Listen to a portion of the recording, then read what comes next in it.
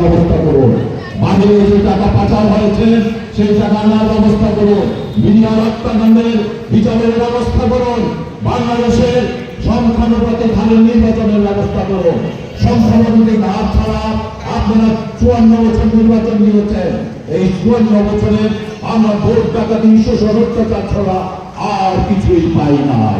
অতএব সংখ্যানুপাতিক হারে নির্বাচন হলে কি হবে? কোনো প্রার্থী থাকবে না, কোনো সন্ত্রাসী প্রার্থী হবে না, দুর্নীতিবাজ প্রার্থী হবে না।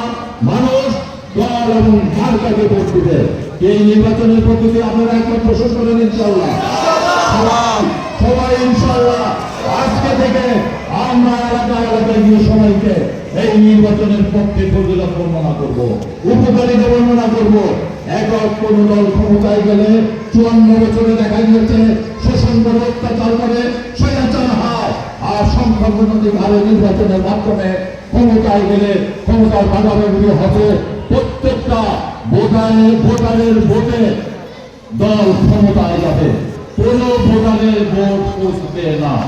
যে আসনে 1 লাখ ভোট 50,000 একজন পাইলে, একদল পাইলে, যে নাকি 5,000 ভোট পাবে ওই 5,000-এরও কাজ দিবে। এরকম একটা সুন্দর পদ্ধতি প্রয়োজন না আমাদের। অতএব আমরা এই সংখ্যানুপাতিক হারে নির্বাচন চাই।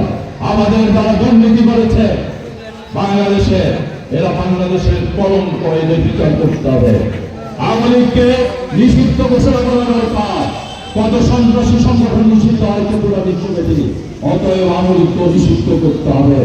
আগামী নির্বাচনে আওয়ামী লীগকে আমরা ভোট দেওয়ার জন্য মার্কা দিতে যেন দেখতে না পাই।